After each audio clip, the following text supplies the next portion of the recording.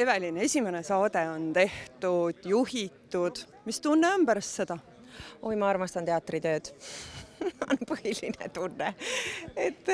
See on tõesti korraks Pireti asendamine, aga muu süda kuulub teatrile.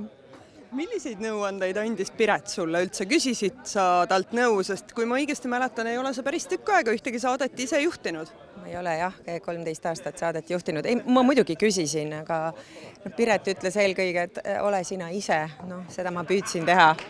Aga kuna minu enda arvates Piret ongi Eesti kõige parem saatejuht, siis see ei ole mugav koht, kus teda asendada.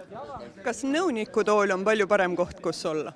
Päris kindlasti ja mulle meeldib seal väga ja seal on ka kuidagi see teistega koos seltskonnas olemine.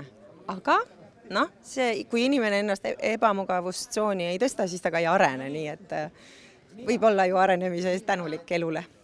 Kas seda tunnet ei olnud, et tahaks vahepeal hoopis nagu hakata ka vahele kommenteerima ja kaasa rääkima harjumusest olla nõunik või kui raske sul selles osas ennast taltsutada oli? Täiega tahaks kommenteerida, aga mulle loeti sõnad peale, et ma ei tohi.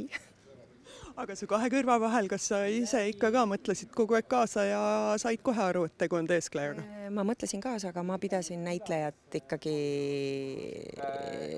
siis noort näitlejat pidasin lauljaks, et mu jaoks oli suur üllatus, et ta oli väga hästi teeseldud. Suurepärane, me loodame, et ka sinu näiteoskused aitavad sind igal juhul kõigis järgmistes saadestes ka. Aitäh! Ma loodan ka, aitäh!